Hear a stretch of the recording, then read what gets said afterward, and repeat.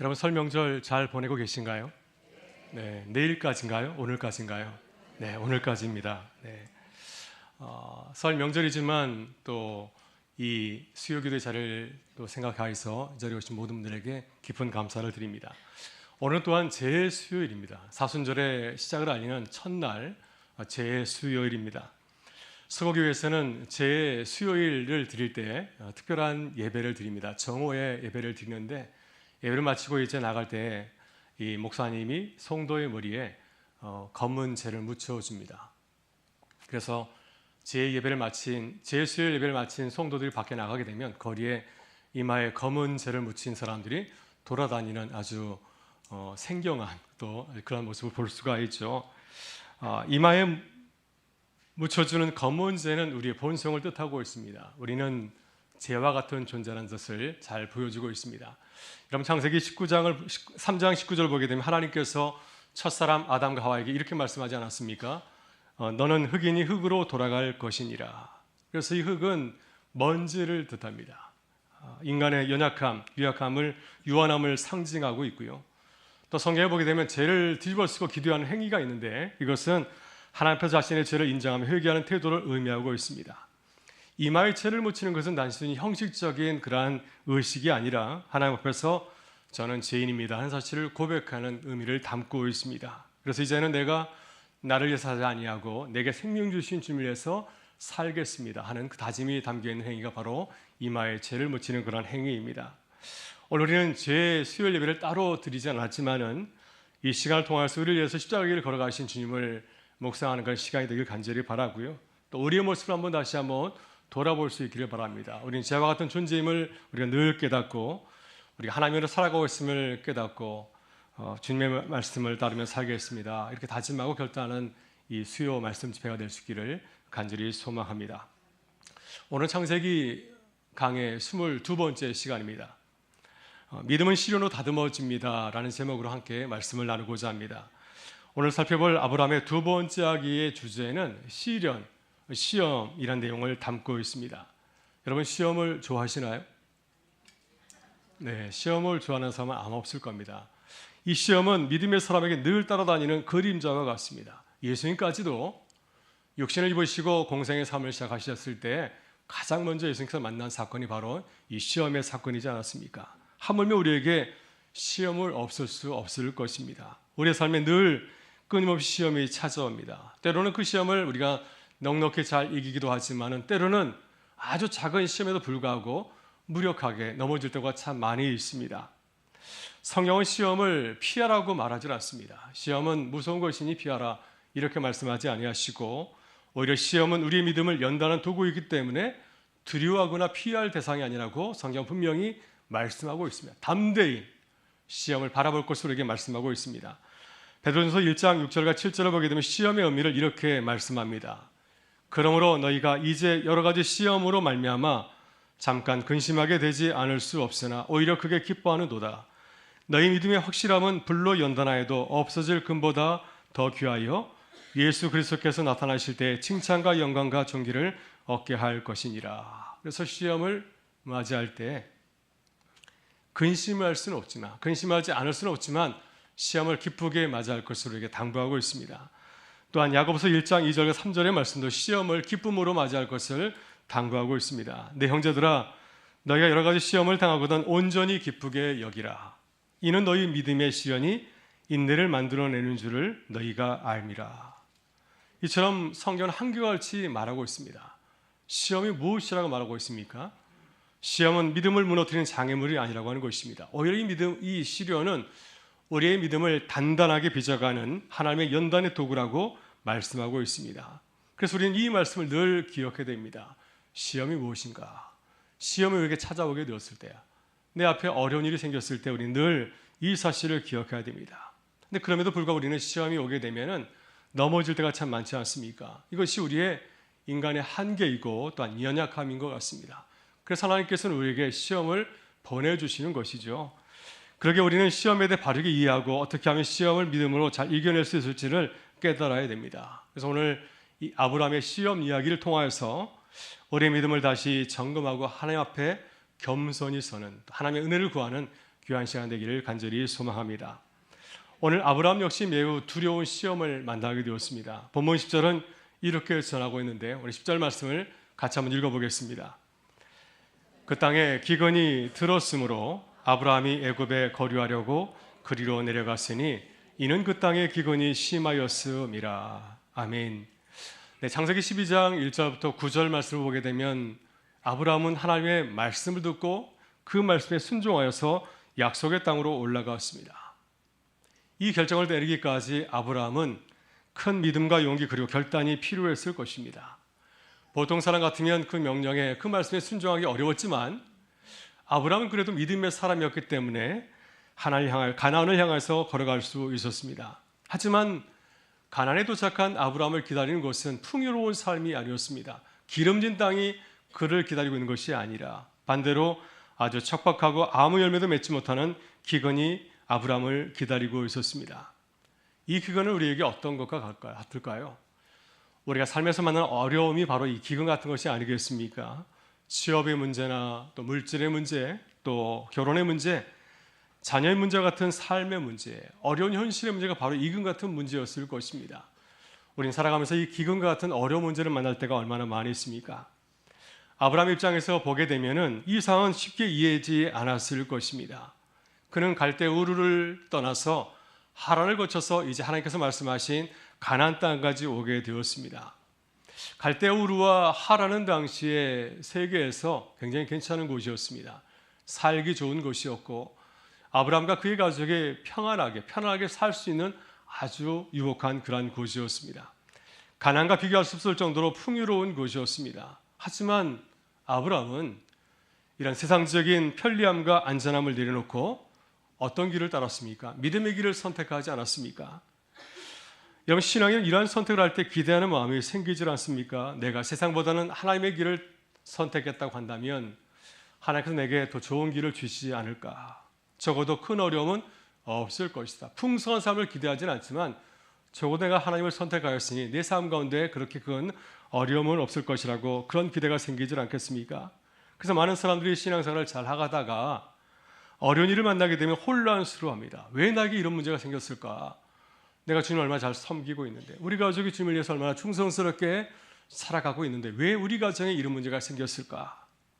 그래서 이러한 어려운 문제를 이해하지 못하고 괴로워하기도 하고 때로는 하나님을 이해하지 못하여서 신앙의 길을 떠나기도 하지 않습니까?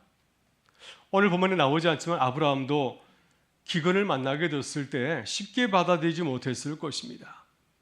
큰 결단을 하고 떠났기 때문에 모든 것을 버려두고 자신의 고향과 아버지 집을 떠나지 않았습니까? 안전한 곳을 떠나서 위험한 곳을 향해서 나갔으니 그럼에도 불구하고 자신의 삶에 이런 문제가 벌어졌을 때 그의 마음속에 충분히 원망과 질문이 생길 수 있는 일이 아니겠습니까?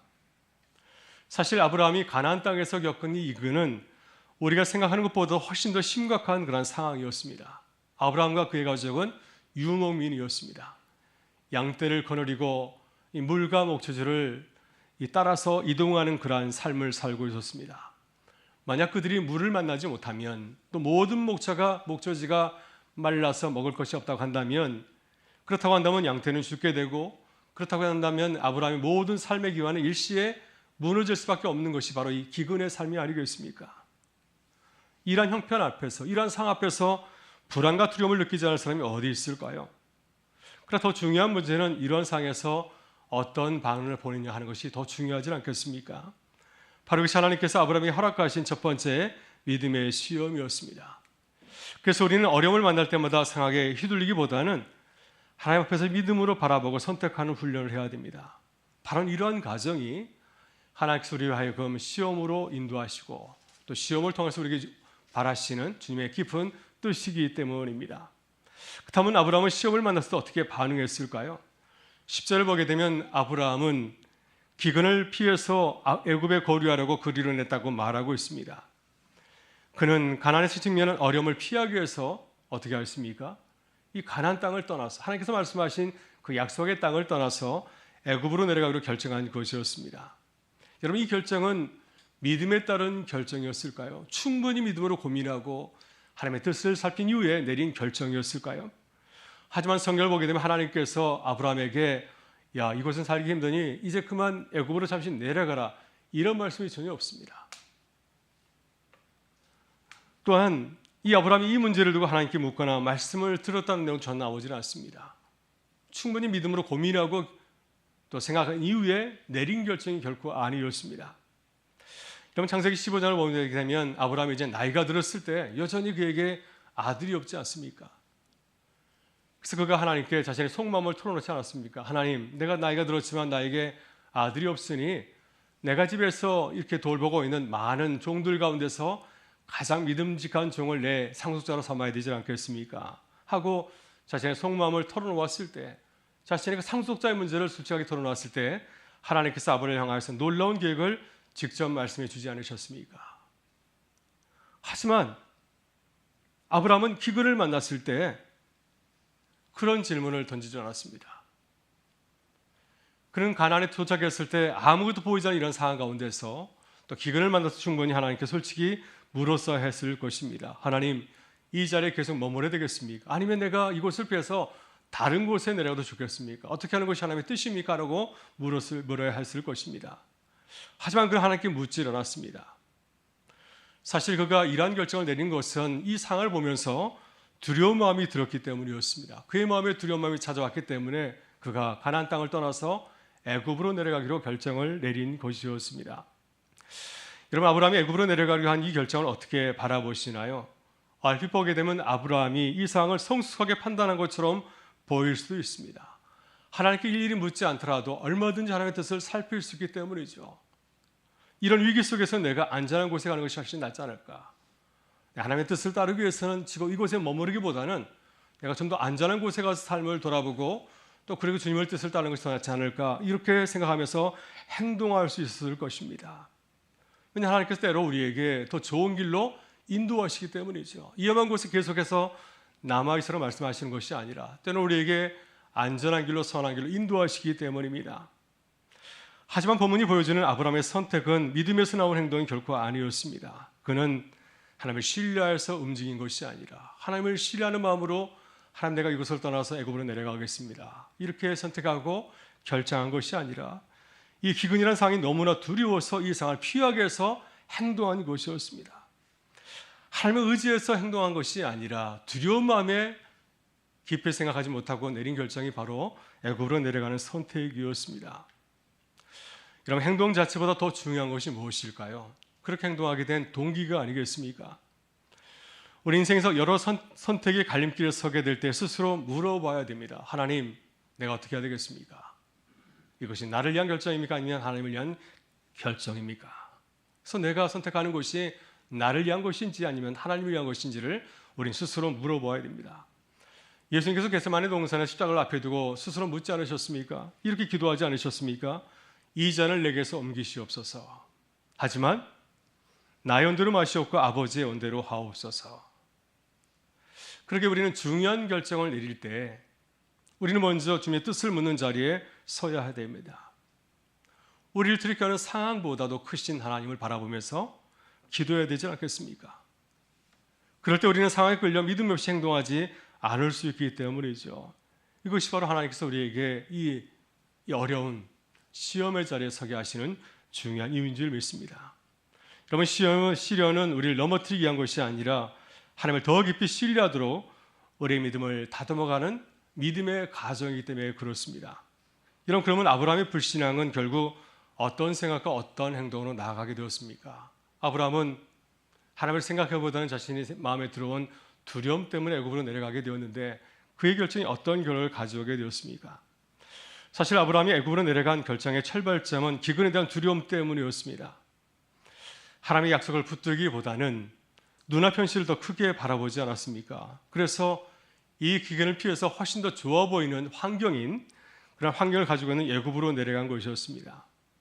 그러나 믿음이 아니라 두려움으로 이렇게 생각하고 선택하게 될 때 그 선택은 오히려 더 큰 위기를 불러오게 되었습니다. 애굽이 가까이 이르게 되었을 때 아브라함의 마음에는 또 다른 두려움이 찾아옵니다. 처음에는 기근 때문에 어려움이 찾아왔는데 이제 애굽에 내려가게 됐을 때 그의 마음에 또 다른 두려움이 찾아오지 않습니까? 바로 자신의 사랑 아내 사례 때문이었습니다. 아내의 아름다운 용모 때문에 어쩌면 내가 이 외딴 곳에서 애굽 땅에서 위험에 처할지도 모른다고 하는 그런 본능적인 생각을 하게 된 것이죠.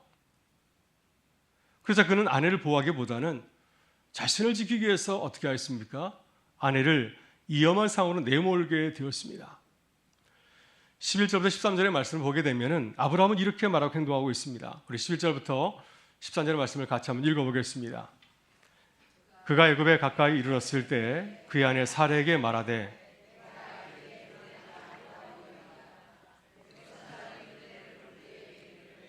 이는 그의 아내라 하여 나는 죽이고 그대는 살리리니 원하건대 그대는 나의 누리라 하라. 그러면 내가 그대로 말미암아 안전하고 내 명성이 그대로 말미암아 보존되리라 하리라. 아멘. 아브라함은 애굽에 내려가는 길에 아내 때문에 극도의 불안감을 느끼게 되었습니다. 혹시 아내의 미모 때문에 사람들이 그녀를 차지하게 해서 자신을 죽일지도 모른다고 하는 그러한 불안감을 느끼게 되었습니다. 그러한 두려움을 느꼈을 때 그는 하나님을 붙잡은 것이 아니라 자신의 인간적인 계산을 하게 되었고 또 그가 어떤 방법을 택하게 되었습니까? 거짓말이라고 하는 잘못된 방법을 택하게 되었습니다. 그래서 그는 아내를 설득합니다. 애굽에 내려가거든 사람들이 당신 누구냐고 물으면 나는 누이 동생이라 하라. 저 사람이 누이 동생이라고 말을 하고 이렇게 설득하지 않습니까? 사실 결혼 전에 두 사람의 관계가 누이 동생 오빠의 관계이기 때문에 거짓말하는 것이지 아니지만은 그렇지만 자신을 보존하기 위해서 자신의 생명을 유지하기 위해서 이러한 엉뚱한 거짓말을 선택하게 된 것이었습니다. 그렇기 때문에 내게 목숨을 보존할 수 있고 내가 저 여인의 오빠라고 한다면 그 지위를 이용해서 내가 얼마든지 더 많은 재물과 명예도 얻을 수 있을 것이라고 기대하였기 때문이었습니다. 여러분 이 장면을 보면 어떤 생각이 드시나요? 우리가 하나님의 길이 아니라 세상 길을 선택하게 되면 그 결과가 좋지 않습니다. 처음엔 위기를 피할 것처럼 보이지만은 지금은 당장 나에게는 유리한 것처럼 보이지만 오히려 그 상황은 더 낙화되는 것을 보게 되지 않습니까? 세상은 계속해서 우리로 하여금 거짓말을 하게 하고 또 거짓말을 감추기 위해서 또 다른 거짓말을 하도록 우리를 유혹하지 않습니까? 그래서 결국 우리의 어떠한 진실성은 사라지게 되고 우리의 모습은 추해지게 되고 또 신앙인의 모습도 잃어버리게 만드는 것이 바로 세상의 길이 아니겠습니까? 그래서 우리는 깊이 깨달아야 됩니다. 아브라함처럼 믿음이 아니라 두려움 때문에 선택하게 된다면 그것은 아름다운 신앙 열매를 맺지 못한다고 하는 사실입니다. 그러나 아브라함은 이 사실을 미처 깨닫지를 못하였습니다. 오히려 자신이 선택한 행동이 더 좋은 결과를 가져오리라 아마 그는 기대했을 것입니다. 나의 선택을 통해서 나의 목숨은 유지되고 나는 이 애굽 땅에서도 안전하게 살게 될 것이라 아마 그는 기대하였을 것입니다. 사실 아브라함은 자신이 선택한 그 결과로 인하여서 자신의 그 행동이 성공했다 얼마든지 생각할 수도 있을 것입니다. 왜냐하면 그는 자신의 목숨을 유지하게 되었고 또 자신의 아내를 누이 동생이라 말했기 때문에 그로 인해서 우리 애굽 사람들에게 또 바로에게 많은 재물과 대우를 받았기 때문이죠. 그러니까 두려움 때문에 내린 그 선택이 당장은 그에게 좋은 결과를 가져온 것을 우리가 보게 됩니다.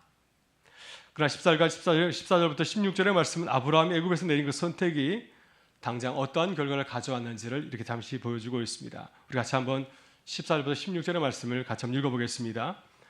아브라함이 애굽에 이르렀을 때 애굽 사람들이 그 여인이 심히 아름다움을 보았고 바로의 고관들도 그를 보고 바로 앞에서 칭찬함으로 그 여인을 바로의 궁으로 이끌어 들인지라.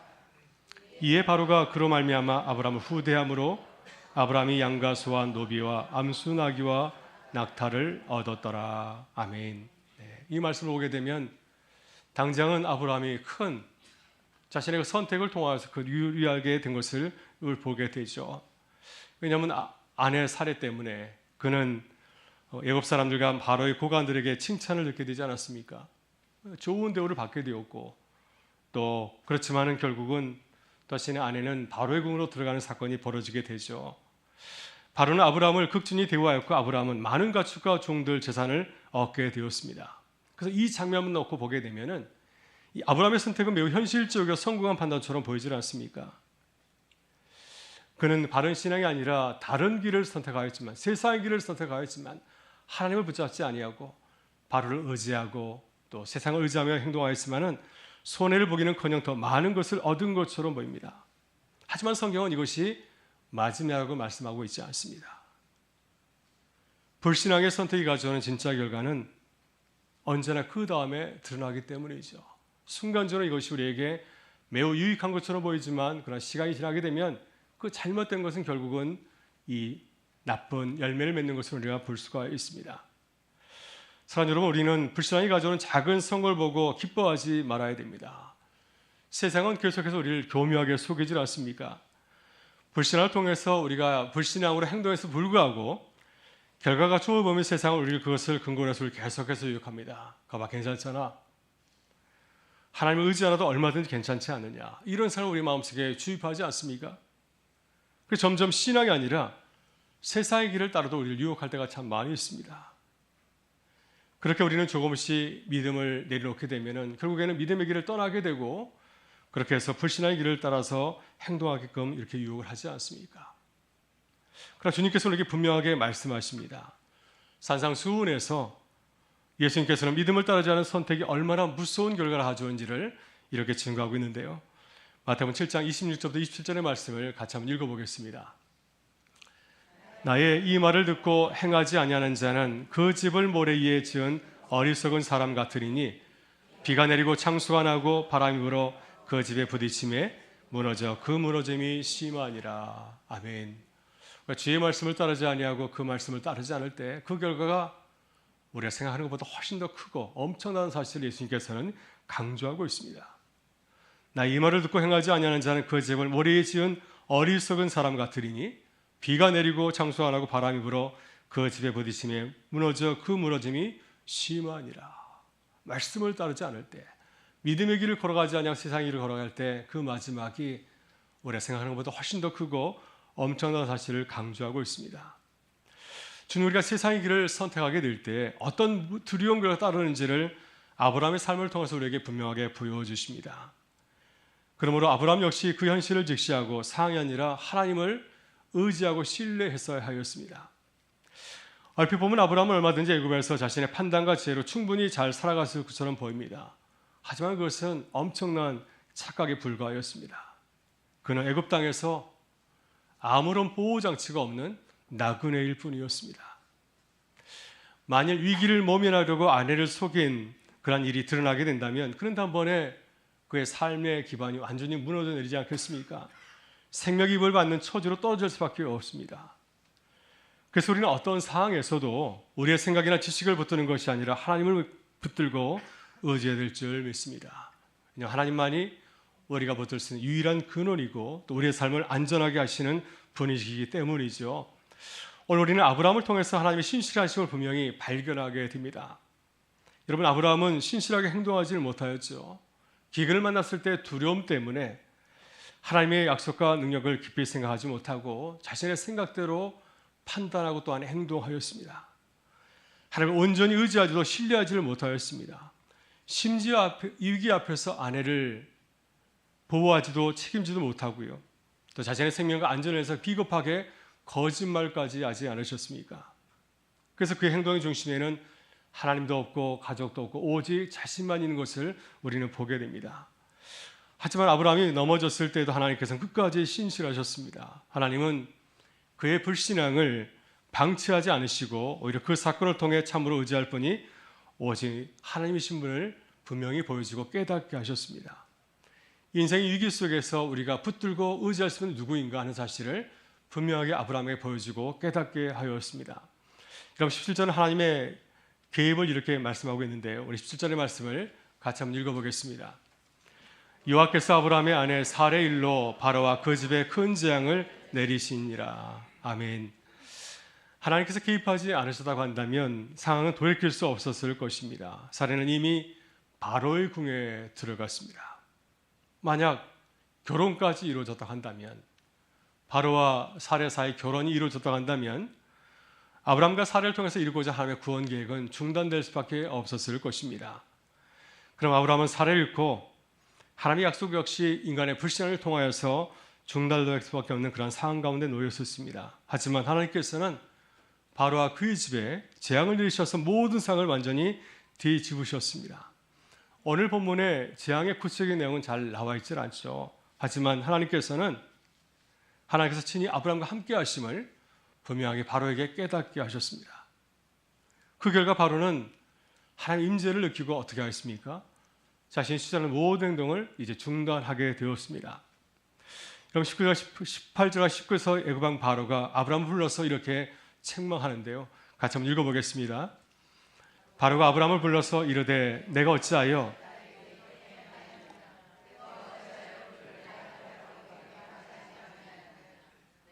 내가 어찌 그를 누이라 하여 내가 그를 데려다가 아내를 삼게 하였느냐? 내 아내가 여기 있으니 이제 데려가라 하고. 바로가 아브라함을 책망한 그 핵심은 어디 있습니까? 아브라함이 거짓말하고 또 자기 중심으로 행동했던 사실을 책망을 하고 있습니다. 바로는 아브라함의 행동이 얼마나 무책임하고 또 얼마나 자기 중심이었는지 잘 말해주고 있습니다. 그로 인해서 그는 큰 죄를 범할 뻔하지 않았습니까? 만일 그가 살해를 아내로 삼았다고 한다면 자신뿐만 아니라 자신의 모든 가족이 멸망을 받을 수 있는 그런 어려운 위기에 처할 수 있었음을 깨닫고 아브라함은 아주 엄중하게 꾸짖었습니다. 놀라운 것은 이러한 거짓과 불신앙에도 불구하고 아브라함이 어떠한 형벌도 받지 않았다고 하는 그런 사실입니다. 오히려 그는 아내를 되찾게 되었고 모든 소유를 그대로 보존한 채 보호를 받으면서 떠나게 되었습니다. 20절의 말씀은 오늘 본문 사건의 마지막을 이렇게 알리고 있습니다. 같이 한번 읽어보겠습니다. 바로가 사람들에게 그의 일을 명하며 그들이 그와 함께 그의 아내와 그의 모든 소유를 보내었더라. 아멘. 이 장면은 분명히 말하고 있습니다. 사람은 신실하지 못해도 하나님께서는 끝까지 신실하다고 하는 사실입니다. 우리의 연약함보다 크신 하나님, 우리의 불순종보다 훨씬 크신 하나님의 신실하심이 결국 하나님의 백성을 붙드시고 하나님의 약속의 일을 계속해서 이어가는 것을 우리에게 보여주고 있습니다. 오늘 우리는 아브라함이 겪은 첫 번째 시를 함께 살펴보았습니다. 창세기 12장 앞부분을 보게 되면 아브라함의 모습이 나오질 않습니까? 하나님께서 부르셨을 때 그는 즉각 순종하는 참 좋은 믿음을 보여주었습니다. 그래서 그 믿음을 보게 되면 우리는 이런 생각을 하지 않습니까? 하나님께서 그를 믿음의 주상으로 삼으신 것은 그가 그만한 믿음과 자격을 가졌기 때문에 그를 부르신 것은 아닌가 하면서 그의 믿음을 바라보면서 참으로 놀라곤 합니다. 하지만 오늘 본문에서 드러난 아브라함의 모습은 우리의 기대하는 날 매우 실망스럽지 않습니까? 그는 기근함을 만나게 되었을 때 하나님을 깊이 생각하지 못하였고 두려움에 사로잡혀서 자신의 생각대로 행동하고 또한 나아갔습니다. 애굽에 내려가서는 하나님을 바로보다 더 크게 바라보질 못하였습니다. 그리고 믿음으로 하나님의 뜻을 찾기보다는 사람의 눈치를 살피면서 자신의 운명을 구걸하는 그러한 낮은 모습을 보여주지 않았습니까? 여러분, 사실 이 모습은 아브라함만의 문제가 아니라 바로 우리들의 모습이 아닌가 하는 생각을 하게 됩니다. 우리가 아브라함의 믿음을 판단하기 이전에 우리 역시 어려운 문제를 만나게 되면은 하나님의 있고 인간적인 방법과 계산보다 앞설 때가 참 많이 있지 않습니까? 근데 그럼에도 불구하고 하나님께서는 이런 언약한 아브라함을 포기하지 않으셨습니다. 그의 모습을 있는 그대로 다 받아주셨습니다. 오히려 상황을 뒤집어서 그를 위험에서 건져내셨고 다시 하나님을 바라보며 의지하도록 그의 발걸음을 인도해 주신 것을 보게 됩니다. 그래서 우리가 이 자리에 서 있는 것도 우리의 믿음 때문이 아니라 전적으로 하나님의 신실하심 때문인 줄 믿습니다. 하나님께서 우리를 붙드셨기 때문에 지금까지 우리를 붙드셨기 때문에 우리가 넘어지지 아니하고 지금 이 자리에 서 있는 줄 믿습니다. 주님께서 여전히 새해를 맞아 우리 모든 삶의 여정 가운데 함께 하시고 우리를 지금까지 인도하시고 앞으로도 우리의 길을 인도해 가시는 줄 믿습니다. 새해를 맞이했지만 우리 앞에는 여전히 기근 같은 어려운 문제들이 참 많이 놓여 있습니다. 가정에도 문제가 있고 또 일터에도 문제가 있고 교회에도 문제가 있고 또 우리의 각자의 마음속에도 지금 예배를 드리면서도 우리 앞에 놓여 있는 여러 가지 문제가 있을 것입니다. 하지만 이 모든 어려움은 우리를 사랑하시고 우리의 믿음을 강하게 연단하신 하나님의 손길임을 믿습니다. 우리가 하나님 믿고 의지해야 세상을 이기고 승리하며 살아갈 수 있기 때문에 주님께서 우리의 삶의 자리에 우리가 감당할 수 있는 그런 어려움을 우리에게 허락하신 줄 믿습니다. 이 과정을 통하여서, 이 과정이 물론 힘들고 어려운 과정이지만 이 믿음의 과정을 통해서 우리의 믿음을 더욱더 강하고 담대하게 다듬어 가시는 줄 믿습니다. 오늘 우리는 이제 설 명절을 마치고 다시 세상으로 나아갑니다. 우리 눈동자처럼 지키시고 보호하시는 하나님의 사랑을 기억하고 그 사랑을 바라보면서 믿음으로 걸어가는 믿음의 사람 될 수 있기를 주의 이름으로 축원합니다. 어려운 순간에 세상을 따르지 아니하고 하나님을 바라보면서 하나님 믿고 의지하면서 믿음의 길 걸어가시는 우리 모든 교우들 되실 수 있기를 주의 이름으로 축원합니다. 우리 다 같이 546장 함께 찬송하겠습니다.